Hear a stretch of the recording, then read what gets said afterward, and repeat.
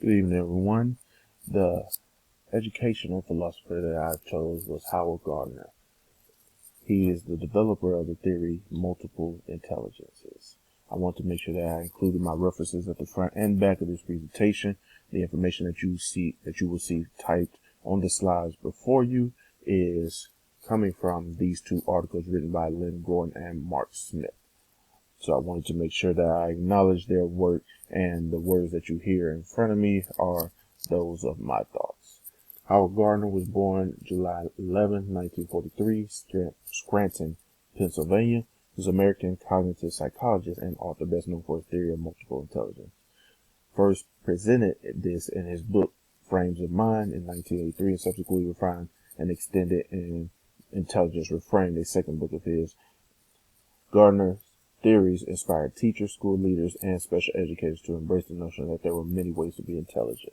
Now, when somebody describes another individual as being intelligent, what they first kind of group that thought with is that person is intelligent in all aspects of life. Not necessarily understanding that, hey, that person may be intelligent for reading or writing, and that next person might be intelligent for something else.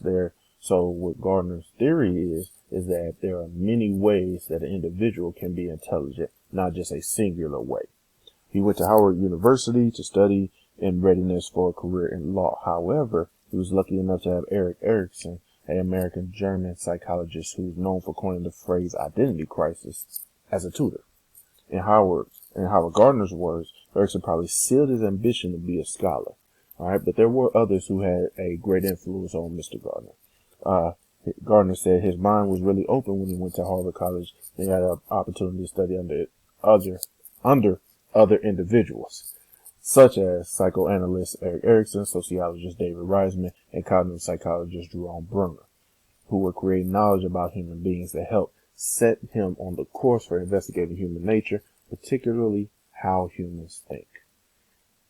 All right, so if we look into the theory developed by Mr. Gardner, in Frames of Mind, Gardner faulted earlier unitary models of intellectual ability in which intelligence was typically reported as a single IQ score. Now, understand, if you're talking about a person's intelligence, you don't want to group this as a single event, being that no two individuals are the same. So if we say that one person's intelligent, it must be identified for some aspect of life, not just one single quotient. And that is the whole premise of Gardner's theory and what he wanted to dispel when people talked about being intelligent. He detailed instead a more complex paradigm in which human intelligence comprises 8 or more relative autonomous intellectual capacities: logical mathematical intelligence, musical intelligence, linguistic intelligence, bodily kinesthetic intelligence, spatial intelligence, interpersonal intelligence, intrapersonal intelligence, the capacity to understand oneself, and the naturalist intelligence, ability to recognize and make use of certain aspects of the environment. All right, so let's look at these different aspects of intelligence that Mr. Gardner defined for us. Linguistic intelligence involves sensitivity to spoken and written language, the ability to learn languages, and the capacity to use language to accomplish certain goals.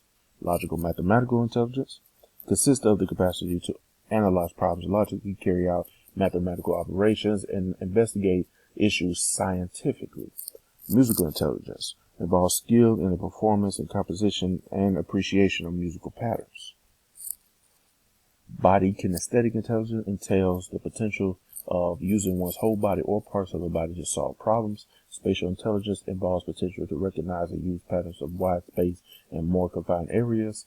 Interpersonal intelligence is concerned with the capacity to understand the intentions, motivations, and desires of other people. And lastly, intrapersonal intelligence entails the capacity to understand oneself, to appreciate one's feelings, fears, and motivation. Now, if we look at each one of these different sections of intelligence, we probably have met somebody in our lifetime who may have possessed not only one of these, but actually more than one. So if a person possesses more of one of these different spatial cognitive understandings at a level of what we may deem as intelligent, how could one singular test be able to identify each and every aspect that might entail inside of linguistic intelligence, mathematical intelligence, musical intelligence, and so forth? So if we were to look at these, and let's say we put them in a more simplistic way of speaking in everyday talk. Linguistic intelligence, let's say that's public speaking. Mathematical intelligence, let's say that's just a mathematician or a scientist. Musical intelligence, composer, songwriter, producer, which would be definitely in modern days terms.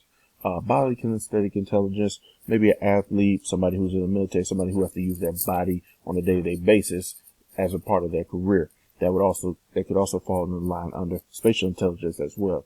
Interpersonal intelligence, let's say it's a person who deals with sociology, deals with people on a daily basis, educators, salespeople, religious and political leaders, and counselors, as you can see there in the bullet point. And intrapersonal intelligence, a person who knows their self, somebody who let's say a life coach, for example. All right.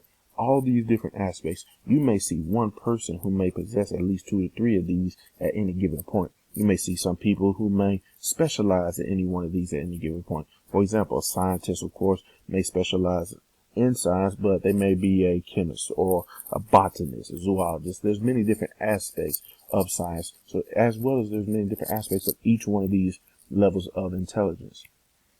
So the background that led Howard Gardner to this theory was that he wanted his children to understand the world, but not just because the world is fascinating and that the human mind is curious. He wanted them to understand it so that they would be in a position to make the world a better place. Now, for those of us that are in the education field, I speak only for myself when I say this, that the education field, I believe, is highly simplistic. The model that we have currently is simply a model that's been built on over the years from the previous model when education was first founded. But it's not a true holistic approach to the modern day life. A lot of things nowadays are driven by technology, whereas in school, you may find areas where technology resources are not available, or you may find areas where there is completely no technology at all. So as we go through different levels of education, we go from textbooks to iPads to computers. It doesn't really bring about the true day-to-day life that these students may experience once they graduate. So in order for students to make the world a better place, we as educators and leaders must create a different way for teaching, a different way for assessing our students, that we don't group them all under one category or try to identify who passes and who fails with one basic standardized test. All right. So next, the current use or lack thereof of the philosopher's thought in the current educational practices. Howard Gardner's theory of multiple intelligence has not been readily accepted within academic psychology. However, it has met with strongly positive response from many educators. It has been embraced by a range of educational theorists and significantly applied by teachers and policymakers to the problems of schooling. Again, when you have a situation where we can analyze students not based on a group, but based on their individual accomplishments and their ability to cognitively understand what's going on throughout their day-to-day lives, now we are able to truly identify what they may lack in intelligence and what they need to help them move along in life. Mindy Carnhaber, a researcher involved in with Project Zero, has identified a number of reasons why teachers and policymakers in North America have responded positively to Howard Gardner's presentation, Multiple Intelligences. The theory validates educators' everyday experience. Students think and learn in many different ways, not just one single way. So if the students learn in many different ways, why would we test them in only one way? It also provides educators with a conceptual framework for organizing and reflecting on curriculum assessment and pedagogical practices. In turn, this reflection has led many educators to develop new approaches that might better meet the needs and range of learners in their classroom. When I first started teaching, I had a student come to me when I was teaching ninth grade and told me, "Hey, coach, I can't read." Now, this really kind of shocked me, from being that it was my first year teaching, that there's a student who spent 9 years of his life going through the education system, and not at one point had he learned to read. But yet, when he enters the real world, there are so many different ways that he is going to have to read. But I will say this about that student. He was superbly talented in many other avenues. He would fall into the category of somebody, and if we scroll back, somebody with musical intelligence. He could sing.